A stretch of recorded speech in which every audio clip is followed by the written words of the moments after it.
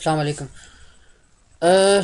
Computer programming से हम बात कर रहे थे। पिछले हमने 2 सेशन किए हैं। 2 सेशन का मैं क्विकली ओवरव्यू दे देता हूँ। पहले सेशन में हमने इंट्रोडक्शन किया था कि कंप्यूटर प्रोग्रामिंग होती क्या है। तो कंप्यूटर प्रोग्रामिंग से मुराद ये है कि इंस्ट्रक्शन, सेट ऑफ इंस्ट्रक्शन या हिदायत का वो मजमूआ जो हम लिख के कंप्यूटर को बताते हैं कोई काम करने के लिए स्पेसिफिक। कंप्यूटर का मैंने आपको बताया था कि ये बिल्कुल ही डंप मशीन है, इसको कुछ पता नहीं है। तो जो भी काम इसे करवाना होता है उसकी डिटेल्ड इंस्ट्रक्शन इसको लिख के दी जाती हैं और उस डिटेल्ड इंस्ट्रक्शन को हम प्रोग्राम कह देते हैं। सॉफ्टवेयर से मुराद भी यही है जो प्रोग्राम से मुराद है, कि सॉफ्टवेयर भी उन डिटेल इंस्ट्रक्शंस का मजमुआ है जो हम कंप्यूटर को लिख के देते हैं।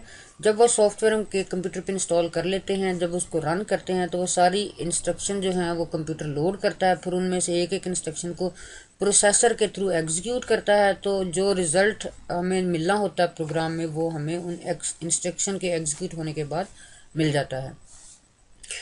तो प्रोग्राम या सॉफ्टवेयर से मुराद ये है कि वो हिदायत जो कंप्यूटर को हमने देनी है, देनी कैसे है उसके बारे में हमने बात की थे। मुख्तलिफ लैंग्वेजेस हैं। आजकल C# है, VB.NET है, शुरू में C थी, फिर C++ हो गई, फिर जावा भी आई, C# आ गई। तो हम किसी भी लैंग्वेज जिसका हमें थोड़ा नॉलेज है उसके अंदर हम ये कंप्यूटर प्रोग्राम लिख सकते हैं।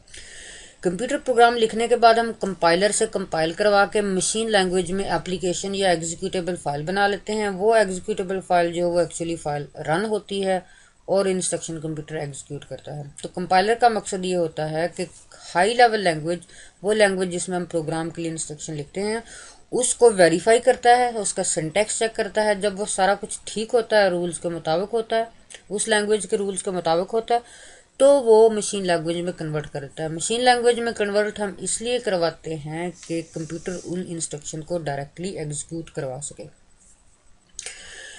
फिर उससे अगले सेशन में हमने बात की थी कि कंप्यूटर का प्रोग्राम का स्ट्रक्चर क्या होता है C# में।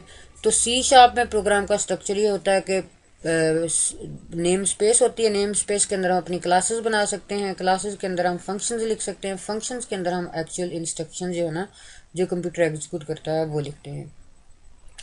तो हमने पहला प्रोग्राम बनाया था। प्रोग्राम बनाने के मैंने 2 तरीके बताए थे। एक तो सिंपल तरीका था कि अब किसी भी एडिटर में, जैसे ये नोटपैड खुला हुआ है, तो इसके अंदर C# के सिंटैक्स के मुताबिक, C# के रूल्स के मुताबिक आप अपनी इंस्ट्रक्शन लिखें। तो हमने नेम स्पेस बनाई थी, नेम स्पेस के अंदर एक क्लास बनाई थी, क्लास के अंदर एक स्टैटिक वॉइड मेन मेथड लिखा था और मेथड के अंदर हमने console.writeLine एक इंस्ट्रक्शन लिखी थी। वो इंस्ट्रक्शन क्या करती थी कि जो भी हम मैसेज उसको देते थे वो जब प्रोग्राम रन होता था वो मैसेज डिस्प्ले कर देती थी। तो ये बहुत ही सिंपल प्रोग्राम था, लेकिन इससे आपको 2-3 बातों का पता चल गया होगा। पहली बात तो ये कि प्रोग्राम का स्ट्रक्चर कैसा होता है। दूसरी बात ये कि सिंटैक्स कैसे लिखना है। तो सिंटैक्स लैंग्वेज के रूल्स के मुताबिक एग्जैक्टली लिखना पड़ता है। अगर हम ना लिखें तो कंपाइलर कंपाइल नहीं करता, उस पर एरर दे देता है। उससे अगली बात आपको ये पता चली थी कि जब उसको कंपाइल करते हैं तो वह एप्लीकेशन बनती है और उस एप्लीकेशन को आप आराम फिर रन कर सकते हैं। आज हम थोड़ा सा कंप्यूटर प्रोग्रामिंग से आगे बात करेंगे। जो सिंपल इंस्ट्रक्शन हमने एक लिखी थी हम उससे थोड़ा आगे की बात करेंगे। तो आज जो है वो हम वेरिएबल पे बात करेंगे। वेरिएबल को समझने के लिए एक एग्जांपल मैं आपको देता हूँ। जब हम स्कूल में होते थे तो एक क्वेश्चन बड़ा कॉमन होता था, शायद अभी भी पूछते हूँ। क्वेश्चन इस तरह होता था कि फॉर एग्जांपल मैं आपसे ये पूछूं कि भी आप अपने जेन के अंदर कोई नंबर सोचें, ठीक है। तो आप अपने जेन में कोई नंबर सोच लेंगे, कोई 10 सोच लेगा, कोई 20, कोई 200 सोच लेगा, ठीक है। जो भी नंबर आप सोचें, अभी अभी भी प्रैक्टिस कर ले। तो अभी आप अपने जेन में एक नंबर सोचें, ठीक है। फिर मैं आगे कहूँगा कि अब आप उस नंबर को 2 से मल्टीप्लाई कर दें। तो अगर आपने 10 सोचा है तो आप उसको मल्टीप्लाई करके 20 कर लेंगे अपने जेन में। अगर आपने 20 सोचा है तो मल्टीप्लाई करके उसको 40 कर लेंगे। अगर आपने 100 सोचा है तो उसको मल्टीप्लाई करके आप 200 कर लेंगे, ठीक है। मुझे नहीं बताना, आपने भी जो नंबर भी सोचा है उसको 2 से मल्टीप्लाई कर ले, फिर उसके अंदर 10 ऐड कर ले, ठीक है। यानी एक ही नंबर में अब मैं ऑपरेशन बताया जा रहा हूँ कि जो नंबर आपने सोचा था उसको 2 से मल्टीप्लाई करें, उसमें 10 ऐड करें, ठीक है। 10 ऐड करें और अगर अब मैं कहूँ कि मुझे नंबर बताएं क्या सोचा था, तो हर बंदा जो जो नंबर सोचा होगा उसके मुताबिक ये दोनों कैलकुलेशंस करने के बाद वो मुझे आंसर बता देगा। अगर आपका आंसर, अगर आप सपोज मुझे आंसर 20 बताते हैं तो मैं उसको फौरन रिवर्स कर लूँगा। ठीक है कि भी आपने 10 ऐड किया था 20 के अंदर, पहले तो वो 10 जो है ना वो माइनस करें, तो बाकी 10 बच गया। अब 10 मैंने जो नंबर ओरिजिनल सोचा था उसमें आपको कहा था कि 2 से मल्टीप्लाई करें, तो अब 10 को आपने मल्टीप्लाई किया और 2 से, तो मैं डिवाइड करूंगा 10 को 2 से तो 5 आ जाएगा। तो मैं आपको बता दूंगा कि हाँ, जो ओरिजिनल नंबर आपने सोचा था वो 5 था। ठीक है, तो अगर आपने 5 सोचा था तो 5 को मैंने जब आपसे कहा कि मल्टीप्लाई करें 2 के साथ, तो आपने उसको 10 बना लिया। फिर मैंने कहा कि उस नंबर में 10 ऐड करें, तो आपने जो नंबर 10 था उसमें 10 ऐड किया तो 20 बन गया।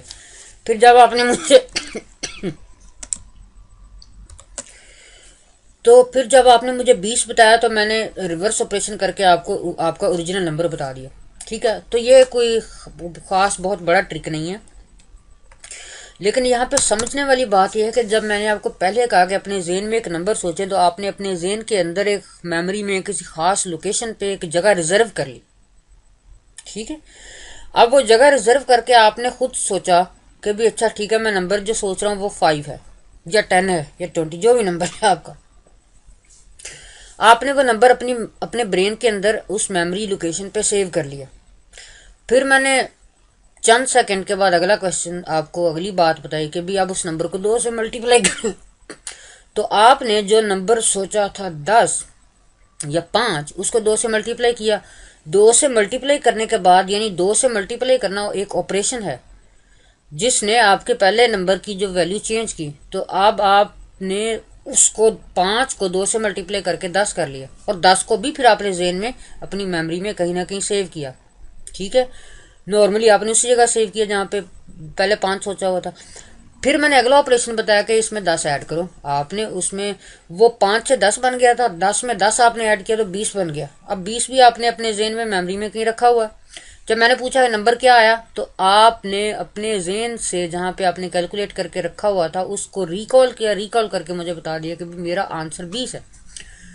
ठीक है, तो ये जो ऑपरेशन है कि नंबर सोचना, जेन के अंदर मेमोरी में रखना, फिर उस पर ऑपरेशन परफॉर्म करना, 5 से 10 बनाना, 10 में ऐड करके 10 और उसको 20 बनाना, ये आपके ब्रेन में हो रहे हैं।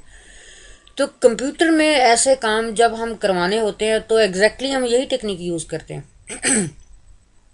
सॉफ्टवेयर की मैंने एक और बात बताई थी कि सॉफ्टवेयर को जब हम ओवरऑल देखेंगे तो होता यह है कि सॉफ्टवेयर में हम कुछ इनपुट्स देते हैं प्रोग्राम को, फिर उसमें कुछ प्रोसेसिंग लॉजिक होती है जो उसको बताई होती है पहले, वो इनपुट्स को उन प्रोसेसिंग लॉजिक्स जो हमने बताई होती है उसके मुताबिक प्रोसेस करता है और रिजल्ट हमें दे देता है, आउटपुट हमें दे देता है। तो इनपुट आई, प्रोसेस हुई, आउटपुट हमें मिल गई। ये है कंप्यूटर का प्रोग्राम। अभी इस एग्जांपल में भी हमने ये किया कि इनपुट आई 5, 5 पे 2 प्रोसेसिंग हुई, मल्टीप्लीकेशन हुई 2 के साथ, फिर 10 ऐड हुआ, फिर आउटपुट हमें मिल गई। अच्छा, अब जो एलोकेशन आपने की थी, जो जगह रखी थी, रिजर्व की थी आपने, वो ओरिजिनल नंबर जो मैंने फर्स्ट टाइम आपको बताया था कि अपने जेन में एक नंबर सोचें, तो आपने एक नंबर के लिए जगह एलोकेट कर ली अपने ब्रेन में। ठीक है, अगर मैं आपको कहता कि जी ये तस्वीर है, इसको देखो किसमें क्या है, तो आप अपने ब्रेन में तस्वीर के लिए जगह एलोकेट करते। अब तस्वीर में बहुत सारी इन्फॉर्मेशन, नंबर में तो आपने 5 सोच लिया, थोड़ी सी इन्फॉर्मेशन है। एक तस्वीर में कहता कि अच्छा इस तस्वीर को जेन में रखो, मैं कल को एक और तस्वीर दिखाऊंगा, मैं पूछूंगा कि ये तस्वीर उससे मिलती है कि नहीं मिलती, तो मैंने एक तस्वीर आपको दिखाई, अगले दिन फिर मैंने एक और तस्वीर दिखाई, फिर मैंने कहा कि जो मैंने कल वाली तस्वीर थी उससे मिलती है कि नहीं मिलती, तो आपको पिछले दिन वाली पूरी तस्वीर रिकॉल करनी पड़ेगी, उसको जेन में लाना पड़ेगा कि अच्छा इस तस्वीर का बैकग्राउंड ये था, उसके पीछे एक तरफ था, इधर ये चीज़ थी, उधर वो चीज़ थी, बहुत सारी चीज़ें। तो तस्वीर को जेन में रखने के लिए आपको ज़्यादा जगह चाहिए, एक नंबर को जेन में रखने के लिए आपको थोड़ी जगह चाहिए। ठीक है, यानी जितनी जितनी इनपुट ज़्यादा होगी आपको जेन में उसको रखने के लिए, रिजर्व करने के लिए, उसको याद रखने के लिए आपको मेमोरी ज़्यादा चाहिए। एग्जैक्ट यही हिसाब हमारे प्रोग्राम में होगा। तो वेरिएबल से अगर आप उसकी मीनिंग देखें तो कोई ऐसी चीज़ है जिसकी वैल्यू वेरी होती रहती है, कांस्टेंट ही रहती। जो नंबर आपने जेन में सोचा था उसकी वैल्यू भी वेरी होती रही, वो 5 से 10 हुआ, 10 से 20 हुआ। और वेरिएबल का कॉन्सेप्ट प्रोग्राम में क्या है? प्रोग्राम में वेरिएबल का कॉन्सेप्ट ये है कि जो इनपुट्स हमारे प्रोग्राम में या हमारे सॉफ्टवेयर में आती हैं यूजर के थ्रू, उसको हमने स्टोर कहाँ पे करना है। यानी इनपुट को यूजर देगा कि भी ये नंबर है, इसको इस साथ ये करना है, ठीक है। तो वो हमने कहाँ स्टोर करनी है? वो स्टोर करने के लिए हमने जो इंस्ट्रक्शन लिखनी है, हमने इंस्ट्रक्शन प्रोग्राम को लिखनी है कि भाई ये एक नंबर आना है, इस तरह का नंबर है, उसकी वैल्यू यहाँ से लेकर यहाँ तक हो सकती है, उसको स्टोर करने के लिए मुझे जगह दो। अब वो इनपुट यूजर क्या दे सकता है? यूजर इनपुट बहुत सारे मुख्तलिफ तरह की दे सकता है। किसी जगह पे यूजर बताएगा कि ये ये नंबर है, ठीक है। किसी जगह पे वो बताएगा कि ये डेट है। किसी जगह पे किसी का नाम बता सकता है, क्लास बता सकता है, और ज़्यादा तस्वीर डाटा दे सकता है। एक जगह तस्वीर भी दे सकता है कि ये इमेज है, स्टोर करना है। तो इनपुट तो बहुत सारी हो सकती हैं। उसी तरह से हम इन इनपुट्स की कैटेगरी बनाते हैं।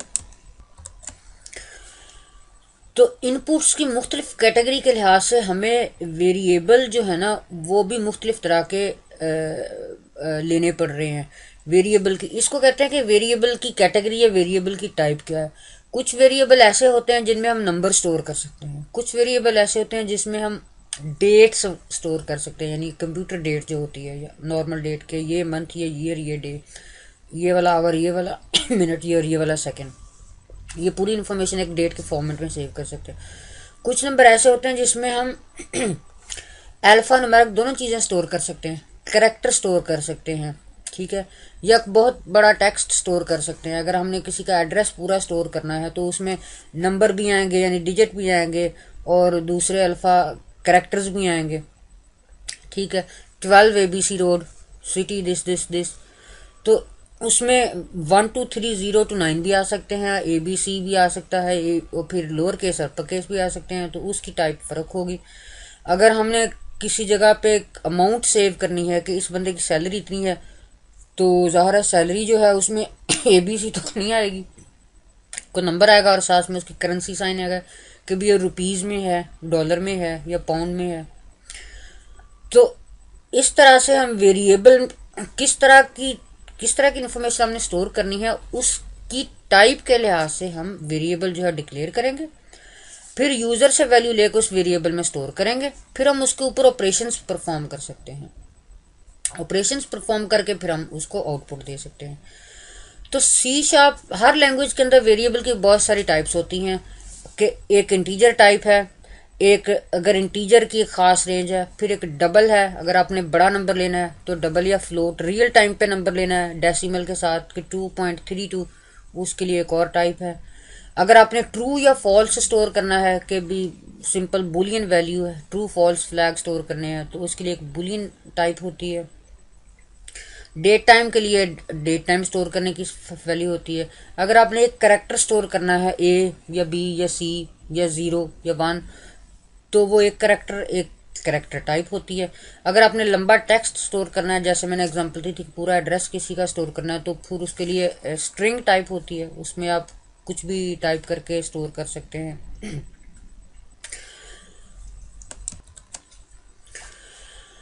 तो अभी तक स्टोर से मुराद जो मैं कह रहा हूँ ये ऐसे ही जैसे आप अपने ब्रेन में स्टोर कर रहे थे टेम्परेरी नंबर, परमानेंट स्टोरेज नहीं है। यानी हमने जो एग्जांपल दी थी कि नंबर सोचो, उसमें ये करो ये करो ये करो, 2-4 दिनों के बाद ये आपको भूल जाएगा, ये परमानेंटली स्टोर नहीं होगा आपके जहन में। तो कंप्यूटर में भी दो तरह की मेमोरी होती है। एक जिसको हम मेमोरी कहते हैं, वो होती है टेम्परेरी स्टोरेज, कि सॉफ्टवेयर लोड हुआ, उसने कुछ काम किए, वो सॉफ्टवेयर बंद हुआ, वो मेमोरी क्लीन हो गई। फिर परमानेंट स्टोरेज होती है। परमानेंट स्टोरेज होती है जब हम फाइल में लिख के उसको सेव कर लेते हैं, फाइल सेव, फिर उस फाइल का नाम देते हैं, फिर वो बताते हैं कि इस फोल्डर के अंदर जाकर सेव करो, C ड्राइव के अंदर, माई डाटा के अंदर यहाँ पे फाइल सेव करो, वो परमानेंट स्टोरेज है। परमानेंट स्टोरेज हम दोबारा लोड करवा सकते हैं। तो ये जो वेरिएबल का अभी तक हम डिस्कशन कर रहे हैं, ये मेमोरी में है कंप्यूटर की, कि जब तक वो सॉफ्टवेयर रन हो रहा है, उसके रन होते हुए उसने जो वैल्यूज लेनी है उसको स्टोर करना है, प्रोसेस करना है, उनको कहाँ पे स्टोर करना है, वो हम मेमोरी की बात कर रहे हैं। इसमें परमानेंट स्टोरेज या डिस्क पे स्टोरेज का कोई चक्कर नहीं है। आप सिर्फ इसको ज़हन में रखें कि आप जैसे पेपर के ऊपर क्वेश्चन सॉल्व कर रहे हैं तो साइड पे कॉर्नर पे आपने अपना वो जो जिसको कहते हैं रफ अमल करने के लिए जगह रखी हुई है, तो वो रफ अमल करने के लिए आपने कुछ किया हुआ है। तो ये उस तरह की बात है कि भी दिया नंबर, मल्टीप्लाई किया, रिजल्ट लिया और फिर वो वैल्यू वो जाया हो गई, फिर हमने उसको दोबारा रीयूज नहीं करना, परमानेंट स्टोर नहीं करना। अच्छा, तो वेरिएबल जो है उसकी कोई ना कोई टाइप होगी। टाइप से हमें पता चलेगा कि ये वेरिएबल किस तरह का डाटा स्टोर करेगा। तो सी शार्प में बहुत सारी टाइप्स हैं। आज हम सिर्फ एक दो टाइप का जिक्र करेंगे, जिसमें कि इंटीजर डाटा, जो हमने एग्जांपल अभी दी है कि भी एक नंबर लो, उसको ये मल्टीप्लाई करो, इस तरह से करो, उसमें ये स्टोर करो। तो हम ये सिंपल सा प्रोग्राम लिखेंगे, उससे हमें पता चलेगा कि वेरिएबल हम डिक्लेयर कैसे कर सकते हैं। कंप्यूटर को कैसे बताते हैं कि भी हाँ मुझे इतनी स्पेस दे दो, ठीक है। फिर उस स्पेस में हम नंबर कैसे स्टोर कर सकते हैं, फिर उस नंबर को मल्टीप्लाई करके कैसे हम उसको आउटपुट करवा सकते हैं।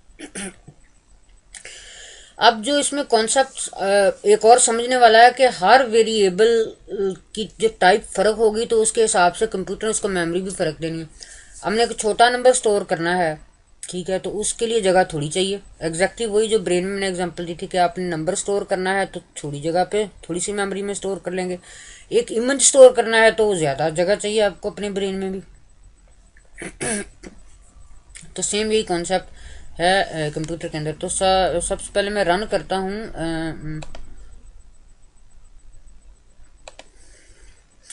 तो अगर आपने वो जो फ्री सॉफ्टवेयर मैंने बताया था माइक्रोसॉफ्ट विजुअल स्टूडियो 2010 एक्सप्रेस, ये इंस्टॉल किया है तो इसको आप चलाएं। फाइल के अंदर जाके आप कहें कि न्यू प्रोजेक्ट। मैंने आपको बताया था कि सी शार्प के अंदर न्यू प्रोजेक्ट आप कंसोल एप्लीकेशन भी कर सकते हैं, फॉर्म एप्लीकेशन। तो अभी हम कंसोल एप्लीकेशन ही कर लेते हैं।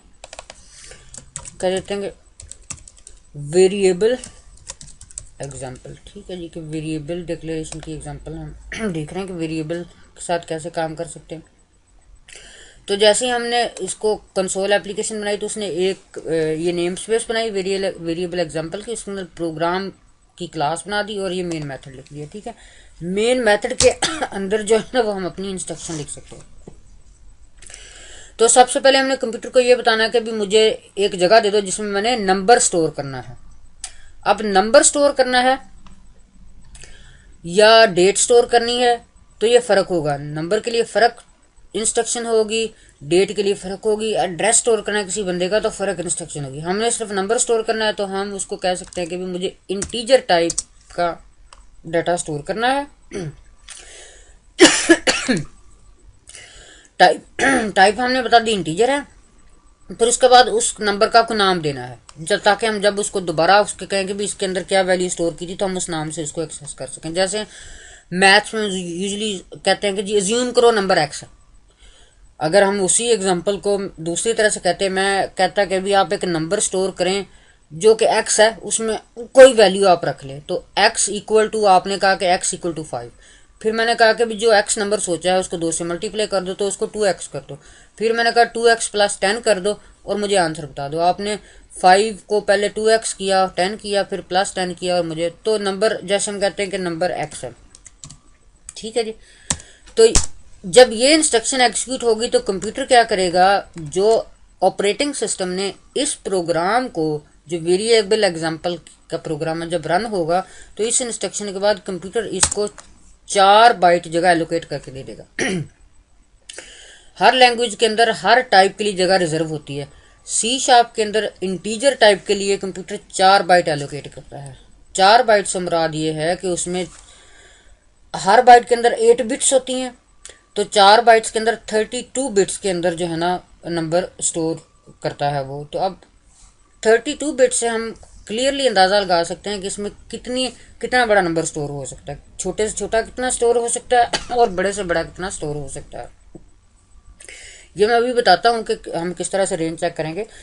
तो अभी एक्स एक्स नंबर था, आपने सोचा, फिर मैंने कहा कि एक्स को 2 से मल्टीप्लाई करो तो X equals to 2 multiplied by X, ठीक है जी। अब ये मैंने स्टेटमेंट लिखी, ठीक है जी, कि आप नंबर सोचो x, ठीक है, x को मल्टीप्लाई कर दो 2 से। तो ये मैंने इंस्ट्रक्शन लिख दी कि x को 2 से मल्टीप्लाई किया, ठीक है। लेकिन 2 से मल्टीप्लाई करने से पहले आपने x को इनिशियल वैल्यू देनी है। तो सपोज हमने एग्जांपल में 5 डिस्कस किया, तो हमने कहा कि x में 5 जो वैल्यू आपने सोची थी वो आपने रख ली, ठीक है। फिर मैंने कहा उसको 2x कर दो, तो आपने 2 से मल्टीप्लाई करके उसको दोबारा x में स्टोर कर लिया। अब दोबारा x में भी स्टोर कर सकते हैं। अगर आपने एक नए वेरिएबल में स्टोर करना, तो आप कहते हैं कि जी नया वेरिएबल y डिक्लेयर करो, उसमें भी स्टोर, उसमें जो 2x स्टोर कर दो, ठीक है। या हम इसको x ही रख लेते हैं, दोनों तरह से आप कर सकते हैं। फिर हमने कहा कि x equal to x plus 10 कर दो, ठीक है। तो ये हमने दूसरी प्रोसेसिंग उसको बताई कि x में जो है ना 10 जो है ना ऐड कर दो। और फिर हमने कहा कि जी नंबर मुझे बताओ कि क्या सोचा था। तो हमने कहा कंसोल डॉट राइट लाइन,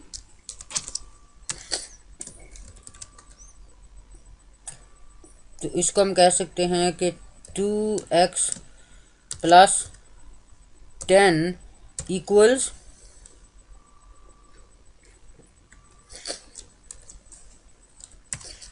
तो x को स्ट्रिंग बना के जो है ना वो हमें डिस्प्ले कर दो। और प्रोग्राम चूंकि इस इंस्ट्रक्शन के बाद सारी इंस्ट्रक्शन एग्जीक्यूट करने के बाद बंद हो जाएगा फ़ौरन, लेकिन हमें देखना है रिजल्ट, तो हम उसको यहाँ पे रोकने के लिए कह देते हैं कि कंसोल डॉट रीड लाइन, ठीक है जी।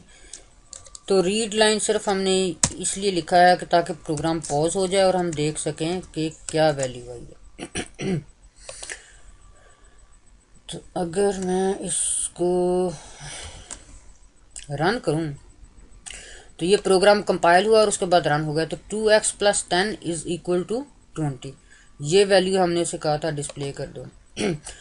तो इसमें जो मेन चीज़ें देखने वाली वो ये है, ये वाली पहली लाइन कि हमने कंप्यूटर से किसी जगह पे कैसे मेमोरी एलोकेट करवानी है। आपने तो अपने ब्रेन से एक जगह सोची और उसमें 5 एलोकेट रख दिया। कंप्यूटर का जब हमने यही काम करवाना था, हमने उससे पहले एक वेरिएबल डिक्लेयर करवाना है। वेरिएबल डिक्लेयर करवाने का तरीकाकार यह है कि सबसे पहले हम टाइप बताएं कि डाटा किस टाइप का हमने स्टोर करना है उस वेरिएबल में, फिर उस वेरिएबल का नाम बता दें। फिर जब उसमें कोई वैल्यू रखनी है तो उस वेरिएबल का नाम और उसके अंदर वैल्यू रख दे, ठीक है। फिर उस वेरिएबल में कुछ करना है, तो जब ये वाला जो एक्स है, जो उसकी ओरिजिनल वैल्यू है वो लेके उसको 2 से मल्टीप्लाई कर रहा है। यानी वेरिएबल में वैल्यू रखनी है तो भी उसका जो हमने ये नाम दिया था उसके थ्रू रखेंगे, उसकी वैल्यू उठानी है तो भी हम उसका जो नाम दिया होता है एक्स उसके थ्रू उठाएंगे। तो यहाँ पे हम उसकी वैल्यू उठाई, हमने 2 से मल्टीप्लाई किया और दोबारा फिर वहीं पे रख दी। यहाँ पे हमने वैल्यू उसकी उठाई जो कि यहाँ तक आके 10 हो चुकी है, फिर हमने 10 उठाया तो 10 प्लस 10 20 हो गया। तो अब इस एक्स में 20 आ गया, ठीक है। तो यहाँ पे जब 20 हम इसको डिस्प्ले करेंगे एक्स को स्ट्रिंग बना के, तो वो यहाँ पे 20 डिस्प्ले करेगा। अभी हमने डिबग करना है, तो मैं यहाँ पे आके माउस का लेफ्ट क्लिक करूँगा तो ये रेड पॉइंट आ गया। रेड पॉइंट आने के बाद मैं उसको रन करूँगा तो ये रेड पॉइंट जिसको कि हम ब्रेक पॉइंट कहते हैं उस पर आके स्टॉप हो जाएगा, ठीक है। स्टॉप होने के बाद मैं F10 प्रेस करूँगा, यहाँ से ये स्टेप ओवर, ये वाला स्टेप ओवर F10 जिस पे लिखा हुआ, अगर मैं इस पे क्लिक करूंगा या वैसे कीबोर्ड से F10 प्रेस करूंगा तो एक एक लाइन आगे चलता जाएगा, ठीक है। तो पहली लाइन उसने रन की तो उसने x मेमोरी के अंदर x जो है ना वो डिक्लेयर कर दिया, x के लिए जगह एलोकेट हो गई है, ठीक है। एग्जैक्टली वैसे जैसे आपने अपने ब्रेन में जहन में नंबर सोचने के लिए जगह एलोकेट की थी। लेकिन आपने तो बड़ी क्विकली आपने जगह एलोकेट की, फौरन उसमें वैल्यू भी रख ली 5, ठीक है। लेकिन कंप्यूटर ने भी वैल्यू नहीं रखी, तो हम अगली इंस्ट्रक्शन एग्जीक्यूट करेंगे तो वैल्यू रख लेगा। तो जो नंबर हमने एलोकेट के लिए एलोकेशन नंबर एलोकेशन के लिए जगह सोची थी, अब उसमें 5 वैल्यू हमने रख दी कंप्यूटर के अंदर, ठीक है। उससे अगली इंस्ट्रक्शन एग्जीक्यूट करेंगे तो उसने वो नंबर उठाया, ठीक है। उठाने के बाद उसको 2 से मल्टीप्लाई कर दिया, ठीक है। तो एक्स में वैल्यू अभी आ गई 10, ठीक है। तो उसके बाद अगली इंस्ट्रक्शन एग्जीक्यूट करेंगे तो ये x प्लस 10 जो है ना ये 20 हो गया। तो अब 20 जो है यहाँ पे आके वो डिस्प्ले हो गया, ठीक है। तो इस तरह से आप प्रोग्राम डिबग करके हर इंस्ट्रक्शन को एग्जैक्टली डिटेल के साथ देख सकते हैं कि इस इंस्ट्रक्शन के एग्जीक्यूट होने पे अभी तक क्या रिजल्ट निकला है। इस प्रोसेस को कहते हैं कि अपने प्रोग्राम को डिबग करना। ये टेस्टिंग के लिए होता है कि आप बिल्कुल पक्का यकीन कर लें कि हमारा प्रोग्राम जो है ना वो सही एग्जैक्टली जिस तरह से हम चाह रहे हैं वैसे रन हो रहा है। ठीक है, तो इस बटन के साथ मैं स्टॉप डिबगिंग स्टॉप कर सकता हूँ। अगर मैंने ब्रेक पॉइंट नहीं लगाना तो मैं ब्रेक पॉइंट को यहाँ से इस पर क्लिक करूँगा तो वो चला जाएगा। अच्छा, अब जो सबसे इम्पोर्टेंट पॉइंट है कि कंप्यूटर को कैसे पता चला कि भी इसमें इंटीजर है तो इसमें कितनी, अब या इसको यूं देख लें कि क्या मैं इसमें अगर मैंने इतना बड़ा नंबर स्टोर करवाना है तो क्या करेगा, क्या ये एक्स में स्टोर कर लेगा? ठीक है, कहेगा नहीं, integral constant is too large. उसने एरर दे दिया कि भाई इतना बड़ा नंबर मैं एक्स में स्टोर नहीं कर सकता। तो कितना बड़ा नंबर एक्स में स्टोर कर सकता है? जैसे मैंने बताया था कि .NET के अंदर जो इंटीजर टाइप की वैल्यू है उसके अंदर वो मैक्सिमम 8 बाइट तक डाटा जो है ना वो स्टोर कर सकता है। अब हम देखते हैं कि 8 बाइट कितना होता है। ठीक है, तो इसके लिए हमें थोड़ा सा मैथमेटिक्स करना पड़ेगा। मैथमेटिक्स करने के लिए हम क्या करेंगे कि हाँ, ये पेंट खुला हुआ है।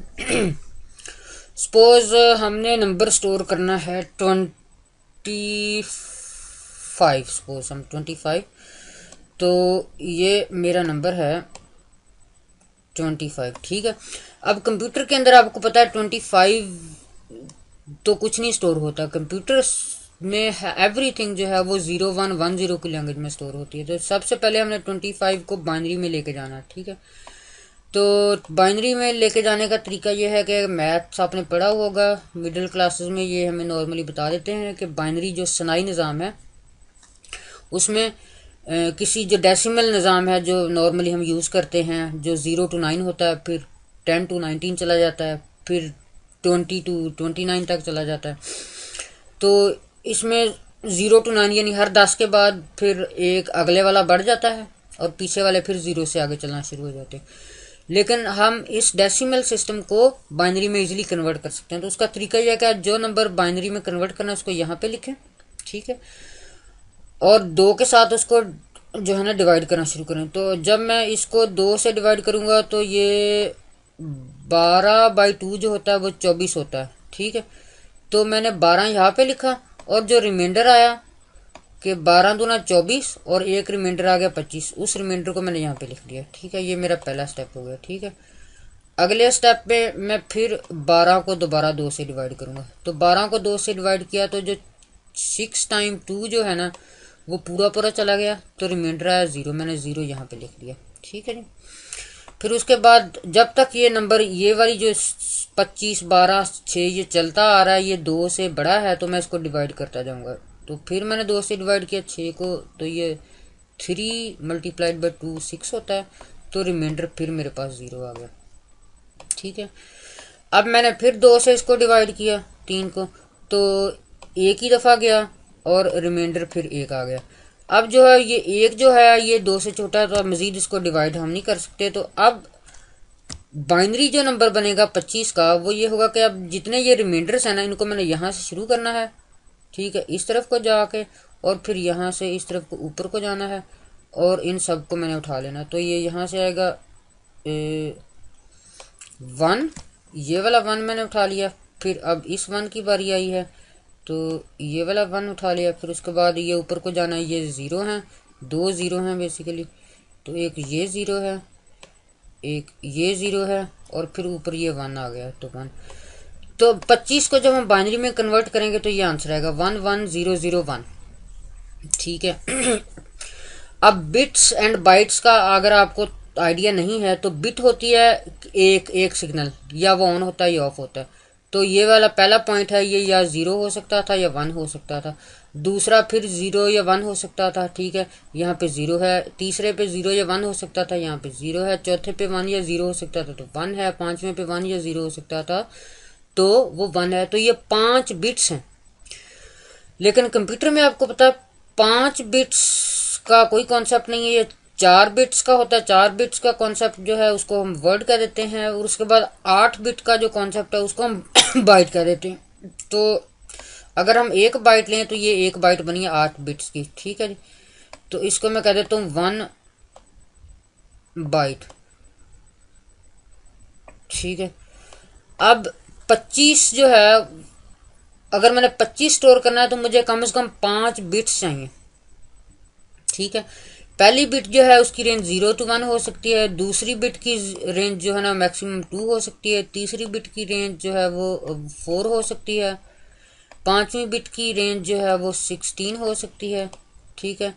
फिर छठी बिट की, सॉरी, पहली की मैक्सिमम 1 हो सकती है, दूसरी की 2 हो सकती है, तीसरी की 4, चौथी की 16, पांचवी की 32, और 32 के बाद अगर छठी बिट ऑन हो तो वो 64 वैल्यू ऐड करेगी, फिर 122 ऐड करेगी, और उसके बाद जो आखिरी बिट है वो 256 ऐड करेगी वैल्यू में, ठीक है। तो इसका बेसिक फार्मूला ये है कि जितनी बिट्स आपके पास हैं, अगर आपने ये चेक करना है कि मेरे पास अगर 10 बिट्स हैं तो मैं कितना मैक्सिमम डाटा स्टोर कर सकता हूं, तो आप 2 raised to the power n करेंगे, ठीक है। एक बाइट में अगर हमने चेक करना है कि मैक्सिमम कितने हम नंबर स्टोर कर सकते हैं, तो 2 raised to the power हम क्या करेंगे 8, तो 8 को 2 टाइम मल्टीप्लाई करेंगे, ठीक है। तो अगर हम कैलकुलेटर खोल लें, ठीक है, ये कैलकुलेटर में व्यू में जाके मैंने प्रोग्रामिंग या साइंटिफिक कैलकुलेटर खोला हुआ है, ठीक है। तो या इसको हम साइंटिफिक व्यू में, साइंटिफिक तो आपके पास होंगे, तो 2 raised to the power y, तो 2 raised to the power 8 equal to 256। तो अगर हमारे पास 8 बिट्स होंगी, ये सारी की सारी बिट्स अगर मैं ऑन कर दूं, ये भी ऑन कर दूं, ये भी ऑन कर दूं, ये भी ऑन कर दूं, ये भी ऑन कर दूं, पूरी की पूरी 8 बिट्स ऑन कर दूं, तो मैक्सिमम नंबर जो मैं स्टोर कर सकता हूं वो 256 है, ठीक है।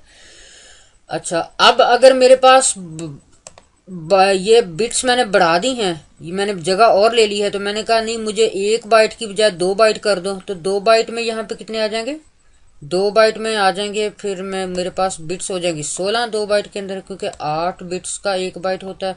तो जब 2 बाइट्स हो जाएंगी तो मैं कितना बड़ा नंबर स्टोर कर सकता हूँ, तो इधर से हम चेक कर लेते हैं। हमने कहा कि 2 raised to the power 16, ठीक है। तो 65,536 जो है वो मैक्सिमम नंबर स्टोर कर सकता हूँ, अगर मुझे कंप्यूटर जो है ना 2 बाइट देता है इंटीजर स्टोर करने के लिए, ठीक है। ये इंस्ट्रक्शन जो थी ना हमारी, अगर इंटीजर के लिए कंप्यूटर पीछे 2 बाइट एलोकेट करता है तो मैं मैक्सिमम वैल्यू इसमें कितनी स्टोर कर सकता हूँ, ये हम कैलकुलेटर से चेक करते हैं, ठीक है जी। मैक्सिमम वैल्यू में इतनी 65,536 इसमें स्टोर कर सकता हूँ, ठीक है। इसी तरह अगर कंप्यूटर जो है पीछे मुझे इंटीजर स्टोर करने के लिए 3 बाइट देता है, तो मैं क्या कहता हूँ 2 raised to the power 24, क्योंकि 3 बाइट के अंदर 24 बिट्स होती हैं, तो इतनी वैल्यू स्टोर हो जाएगी, ठीक है। इसी तरह से मैंने आपको बताया कि .NET या C# में जब हम उसको कहते हैं कि भाई इंटीजर की वैल्यू मैंने स्टोर करनी है, मुझे मेमोरी एलोकेट कर दो और उस मेमोरी का नाम x रख दो, तो वो 4 बाइट हमें एलोकेट करके देगा। तो 4 बाइट में अब हम देख सकते हैं कि मैक्सिमम वैल्यू कितनी स्टोर कर सकता है, तो 4 बाइट का मतलब 32 bit, 2 raised to the power 32, तो मैक्सिमम इतनी वैल्यू स्टोर कर सकता है। लेकिन ये इंटीजर जो है ना ये साइंड है, इसमें हम नेगेटिव वैल्यू भी रख सकते हैं, पॉजिटिव वैल्यू भी रख सकते हैं। तो उसके लिए वो क्या करता है, वो जो 32 बिट्स उसने एलोकेट की हैं उसमें 31 में तो डाटा रख लेता है, यानी 2 raised to the power 31 इस रेंज तक डाटा रख सकता है, और जो 32 वाली 32वीं बिट बचती है उसमें प्लस माइनस रख लेता है कि भाई अगर वो माइनस है तो वहां पे 0 रख लेगा, तो फिर हम उसका जो है ना वो देख लेंगे कि ये माइनस है, ठीक है। तो 32 बिट के अंदर वो साइन बिट होती है क्योंकि नंबर पॉजिटिव है या नेगेटिव है, तो मैक्सिमम पॉजिटिव वैल्यू वो इतनी स्टोर कर लेगा और इसी तरह माइनस में भी इतनी वैल्यू, तो -21 समथिंग से लेके +21 ये जितना भी बना है उस तक वैल्यू जो है ना इंटीजर के अंदर स्टोर कर सकता है। ठीक है, अगर फॉर एग्जांपल अगर मैं ये वैल्यू कॉपी की मैंने यहाँ से, तो अब मैंने ये यहाँ पे जाके मैक्सिमम नंबर पेस्ट कर दिया है, तो ये देखो इसने इस पे भी इतराज कर दिया। ठीक है, struct can not implicitly convert you int, अच्छा ये अनसाइंड इंट है, अगर मैंने इसको कम कर दिया है एक, ठीक है, तो हाँ ठीक, तो अब उसने ले लिया, तो मैक्सिमम इतनी वैल्यू जो स्टोर कर सकता है। अब अगर मैंने इसको माइनस करना है तो मैं इसको माइनस साइन लगा लूंगा, यानी माइनस इतने से प्लस इतने तक वैल्यू जो है ना इसमें इंटीजर में स्टोर कर सकता है। जैसे ही मैंने इससे एक भी नंबर बढ़ाया तो उसने मुझे कंप्लेंट किया कि भी नहीं ये वैल्यू ज़्यादा है, मैं एक्स में स्टोर नहीं कर सकता। ठीक है जी, ओके। अब सपोज नंबर तो हमने ये रख दिया 7 यहाँ तक, तो ये नंबर तो वैल्यू तो स्टोर कर ली, लेकिन वो इस इंस्ट्रक्शन में तो पास हो जाएगा क्योंकि यह तो ठीक है, लेकिन जब उसको 2 से मल्टीप्लाई करके इसमें रखने आएगा तो फिर उसको प्रॉब्लम होगी। ठीक है, तो आए इसको चेक करते हैं कि ये क्या करता है। यहाँ पे मैं इसको रन करता हूँ। ठीक है जी, तो वेरिएबल डिक्लेयर हुआ, उसकी ये देखें एक्स की वैल्यू आ गई। ठीक है, वो वैल्यू उसने हमें दिखा दी, उसको 2 से मल्टीप्लाई किया, ठीक है, तो -2 हो गया। अब ये देखें इस प्रोग्रामिंग के अंदर आपको अपने ज़हन में ये चीज़ें पूरी तरह डिटेल से रखनी है कि भी मैं क्या कर रहा हूँ, क्या डाटा है, क्या इनपुट आनी है, उसको मैंने किस वेरिएबल में स्टोर करना है। अगर आपका नंबर इंटीजर की रेंज से बढ़ रहा है तो आपको फिर यहाँ पे कोई और टाइप लेनी है जो कि इंटीजर से बड़ा नंबर स्टोर कर सके। अब मैंने देखा ये ले लिया प्रोग्राम में, फिर मैंने ये नंबर असाइन किया, फिर उसको 2 से मल्टीप्लाई किया, तो उसने मुझे गलत आंसर दिया -2। क्यों -2? क्योंकि वो नंबर जो मल्टीप्लाई 2 से करने के बाद वो बड़ा हो गया था, तो उस जितना उसमें से वो ले सका, बाकी उसने इग्नोर कर लिया। तो इस तरह के एरर्स जो है ना कंप्यूटर प्रोग्रामिंग में जब प्रोग्राम लिखते हैं तो आते हैं। इसी तरह से जब हम अपना प्रोग्राम लिखते हैं तो उसकी पूरी इंस्ट्रक्शन को प्रॉपर टेस्ट करते हैं। आपने ये देखना है इनपुट क्या आई है, इनपुट के मुताबिक आपने उसकी टाइप सही यूज़ की है, कैलकुलेशंस जो हैं उससे उसकी आउट ऑफ रेंज तो नहीं हो रहा, तो ये सारी चीज़ें आपको कंसिडर करनी पड़ती हैं। ठीक है, तो ये टाइम के साथ साथ आप सीख जाएंगे। इसलिए कहते हैं कंप्यूटर प्रोग्रामिंग जो है ना वो इतना आसान काम नहीं है, इसके लिए आपको जो है ना मुख्तलिफ एंगल से हर तरह से चीज़ों को देखना और सोचना पड़ता है। अगर आप नहीं सोचेंगे तो आप समझेंगे कि अच्छा मैंने तो इंस्ट्रक्शन सही लिखी हुई है कि मैंने नंबर लिया, नंबर को 2 से मल्टीप्लाई किया x10 फिर मैंने 10 उसमें ऐड किया, तो मैंने तो सही लिखा है, लेकिन आपने सिर्फ एक गलती कर दी कि ये देखें अब यहाँ पे आंसर 8 दे रहा है, हमने इतनी बड़ी वैल्यू दे के उसको 2 से मल्टीप्लाई करके उसमें 10 ऐड भी किया, लेकिन वो कह रहा है कि भाई आपका आंसर 8 है। तो जो प्रोग्राम हमारा रन करेगा वो कहेगा ये तो प्रोग्राम ही सही नहीं चलता, सही नहीं लिखा हुआ। तो इस तरह से प्रोग्राम लिखने के बाद उसको डिबग करें, उसको टेस्ट करें, बल्कि लिखने से पहले अपनी इनपुट्स देखें, उसके मुताबिक आपने देखना है कि कौन सा वेरिएबल लेना है, किस टाइप का लेना है, फिर उस पर आगे कैलकुलेशन शुरू करें। ठीक है, तो वेरिएबल को मैं दोबारा रिपीट कर देता हूँ कि हमने वेरिएबल से मुराद कंप्यूटर की मेमोरी से अंदर एक ऐसी जगह एलोकेट करनी है जिसमें मुख्तलिफ डाटा जो है ना कंप्यूटर की एग्जीक्यूशन के दौरान उसमें एक वेरी होता हुआ डाटा स्टोर कर सके। यानी एक्स की इनिशियल वैल्यू रखी, उसको फिर 2 से मल्टीप्लाई किया, फिर उसमें कुछ ऐड किया और फिर हमने आंसर दे दिया।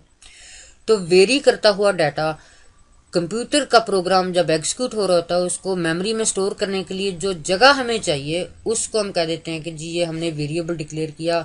हर वेरिएबल की कोई ना कोई टाइप होती है, वो डिपेंड करती है कि किस तरह का हमने इसमें डाटा स्टोर करना है।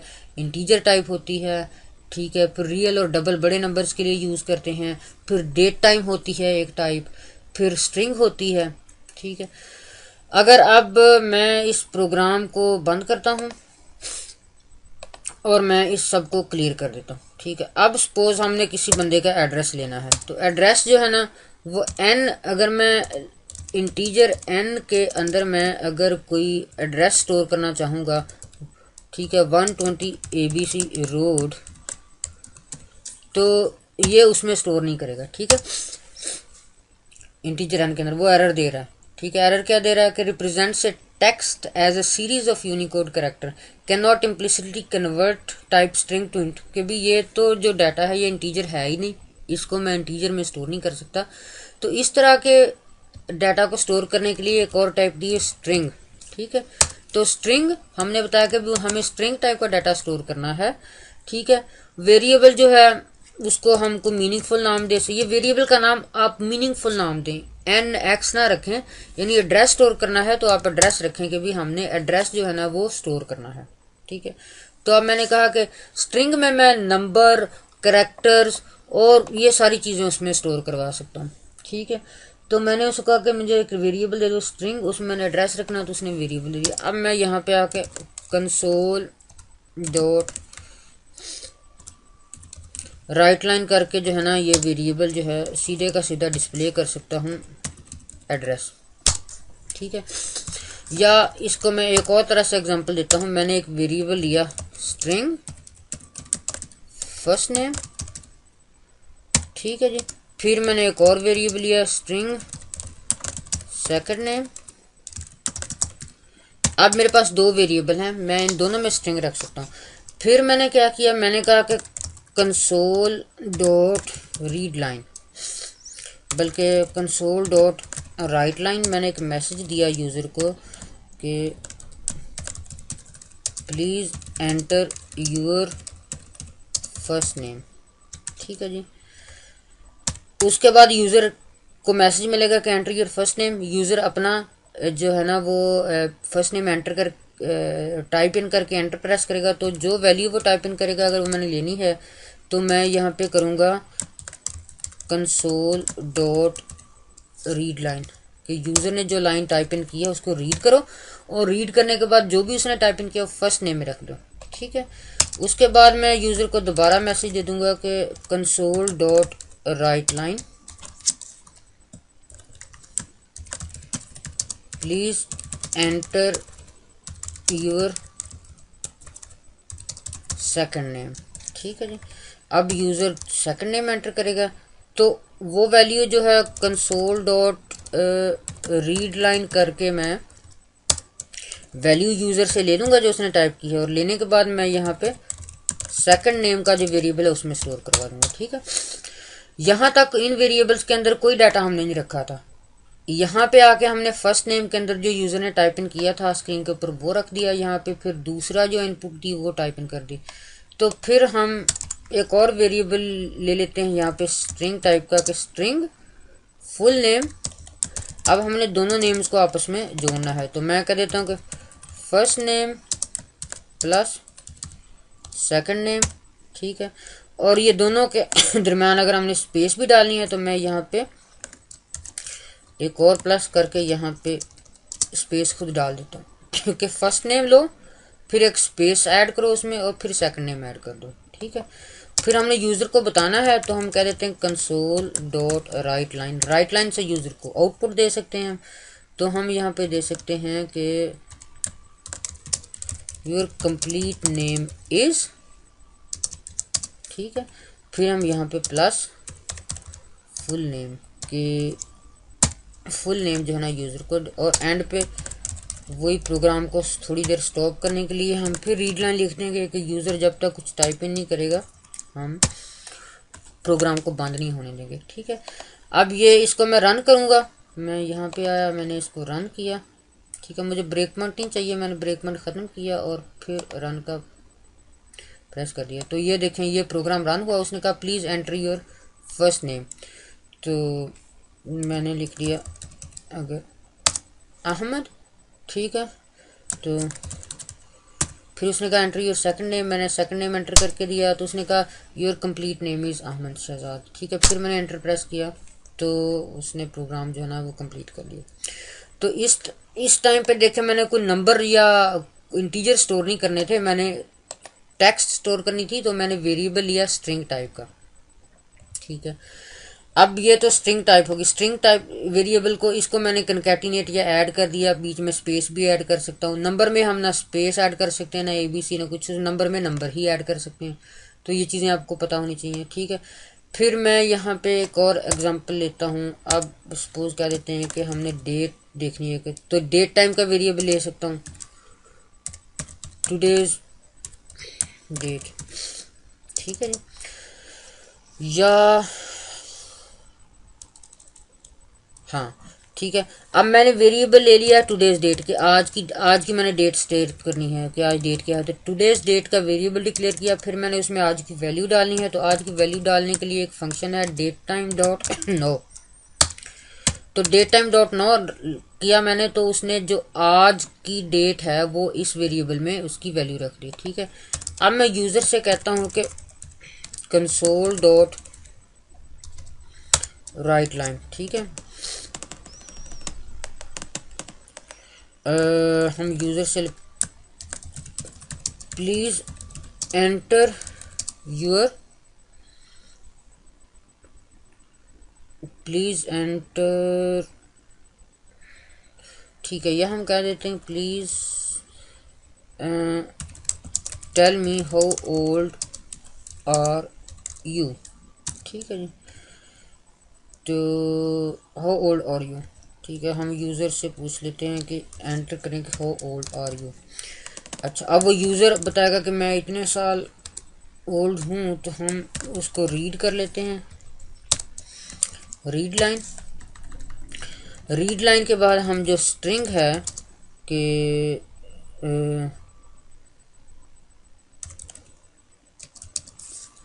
ठीक है जी, ओल्ड जो है वो हम इसमें स्टोर कर लेते हैं। फिर ओल्ड को हमने नंबर में लेना है, तो मैं क्या कहता हूँ इंट वेरिएबल डिक्लेयर किया ताकि मैं नंबर ऑफ ईयर्स, कितने ईयर्स वो ओल्ड है, तो मैं एक int dot parse tell me how many years old are you. तो बताएगा मैं 10 साल हूँ, 20 साल हूँ, 30 साल हूँ या 40 साल हूँ, जितना भी होगा।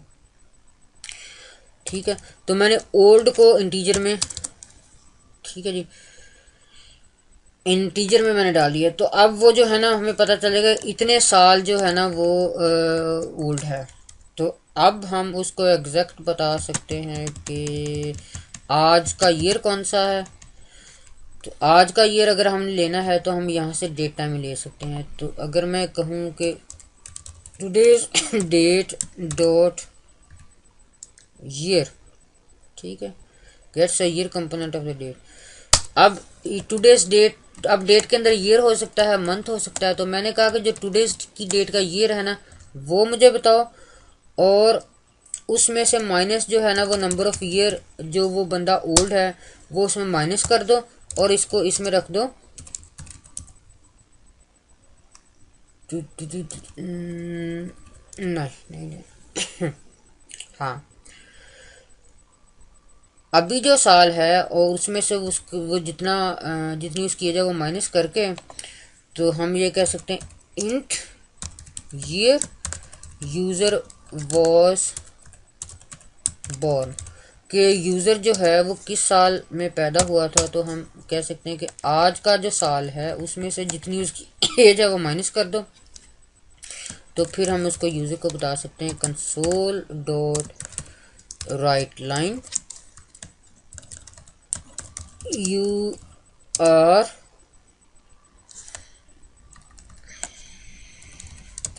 अच्छा अगर हमें बीच में कुछ चीज़ टेक्स्ट करनी है तो हम एक तो ये तरीका है कि यू आर या यू वॉज बॉर्न इन, ठीक है जी, टू स्ट्रिंग। अब हम ये मैसेज को डिस्प्ले कर सकते हैं। अगर मैं इसको रन करूं तो वो क्या कहता है please tell me how many years old are you. तो अगर मैं 15 कहता हूँ, ठीक है, ओ प्रोग्राम बंद हो गया, हमने उसको क्या किया, कुछ को रोका नहीं। तो कंसोल डॉट रीड लाइन कर देंगे ताकि वो जल्दी से सारा कुछ करके, उसने किया कि सब कुछ करके फ़ौरन बंद हो गया। तो अभी इसको स्टॉप करने के हमने आखिर पे एक एक्स्ट्रा रीड लाइन डाल दिया ताकि हमारी इनपुट का वेट करे। तो अगर हमने 15 वैल्यू दी थी, यू वॉज बॉर्न इन 1996, ठीक है जी। तो इस तरह से अगर हमने डेट टाइम लेनी है, डेट से रिलेटेड, तो हम ये इस तरह की टाइप डिक्लेयर करेंगे। अगर आपने ज़्यादा बड़ा नंबर लेना है तो आप डबल टाइप डिक्लेयर कर सकते हैं, ठीक है। अब डबल में मेरे ख्याल से 8 बाइट स्टोर कर सकता है, तो 8 बाइट में हम स्टोर चेक कर सकते हैं कि कितनी जो है ना वो कितनी बड़ी वैल्यू स्टोर की जा सकती है। अगर आपने दूसरी वैल्यू लेनी है, रियल वैल्यू लेनी है, तो आप फ्लोट टाइप का वेरिएबल डिक्लेयर कर सकते हैं, यानी 30.23 और कुछ इस तरह का, तो उसके लिए फ्लोट जो है आप डिक्लेयर कर सकते हैं। अगर आपने सिंपल ट्रू या फॉल्स रखना है, फॉर एग्जांपल अगर आपने किसी वैल्यू में ये रखना है कि अच्छा मेल और फीमेल, मेल है कि नहीं है, तो आप उसमें वेरिएबल रख सकते हैं कि मेल, सॉरी मेल, ठीक है। तो इसमें वैल्यू आप, अगर आपने वो मेल है तो आप इसको ट्रू रख दें, अगर मेल नहीं है तो आप इसको फॉल्स रख दें। तो इस तरह की चीज़ें जो है ना, जिसमें सिर्फ सिंपली एक फ्लैग स्टोर करना है तो वो आप बूलियन रख सकते हैं। अगर आपने सिर्फ एक करैक्टर स्टोर करना है, करैक्टर सी, तो इसमें सिंपली एक करैक्टर ए या बी या 9 या कैपिटल्स में एफ, कुछ भी आप इस तरह से स्टोर करवा सकते हैं। तो ये मुख्तलिफ टाइप्स हैं, इनकी आप डिटेल वेब से भी देख सकते हैं कि सी शार्प की टोटल जो है ना वो डाटा टाइप्स कितनी हैं, हर एक की रेंज कितनी है। तो इसकी थोड़ा प्रैक्टिस करें आप। बल्कि एक मैं आपको असाइनमेंट बताता हूँ। असाइनमेंट ये है कि आप जो है ना ऑड नंबर, एक प्रोग्राम लिखें जो आपको, आप यूज़र से नंबर लें, ठीक है, यूज़र को आप मैसेज दें कि कंसोल डॉट राइट लाइन, ठीक है, please enter the number you want to check, ठीक है जी। अब वो एक नंबर देगा, फिर आप यहाँ पे एक वेरिएबल डिक्लेयर करें। मैं आपको कमेंट्स में लिख देता हूँ, declare a variable of type integer, ठीक है। फिर get user value to that number, message हमने दिया था, यूज़र ने वैल्यू इसके बाद टाइप करके एंटर करनी है।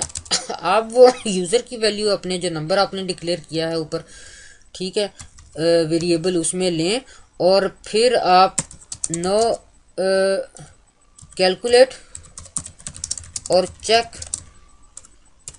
If this number is even और ऑड, कि ये नंबर दो पे पूरा पूरा डिवाइड होता है कि नहीं होता, ठीक है, इवन है या ऑड है। फिर उसके बाद आप लिखें console dot write line, check करने के बाद यूज़र को बताएं कि योर नंबर इज ऑड, ठीक है, ऑड है या इवन है, जो भी आपने बताना है, ठीक है। तो इसके लिए आप कुछ चेक कर लें, और अगर आपने कोई प्रोग्राम के अंदर जो है ना कुछ चीज़ चेक करनी हो कि ये बड़ी है, छोटी है, इक्वल है, तो उसके लिए इफ़ स्टेटमेंट यूज़ होती है। इफ़ स्टेटमेंट आप पढ़ सकते हैं, यानी अगर मैंने ये देखना हो कि if two equals two true है, तो हम कह सकते हैं कि जी कंसोल डॉट राइट लाइन कि जी 2 इक्वल्स 2 है। अगर अब वो नहीं है तो हम एल्स पोर्शन में, तो इफ़ के दो पोर्शन होते हैं, ये अगर ट्रू हो इसमें हम यहाँ पे लिख सकते हैं जो चीज़ हमने चेक करनी है, 2 के बराबर है या नहीं है, या 2 से बड़ा है या नहीं है। तो इस तरह का कुछ भी आप यहाँ पे वेरिएबल लिख सकते हैं। अगर आपने वेरिएबल एक एन डिक्लेयर किया हुआ है, ठीक है, आपने ये चेक करना है एन, 2 वेरिएबल है, एक एन है एक एक्स है, तो आप यहाँ से चेक कर सकते हैं कि एन और एक्स दोनों बराबर हैं। बराबर है तो ये वाला काम कर दो, अगर नहीं बराबर है तो ये वाला जो यहाँ पे काम है वो कर दो, ठीक है।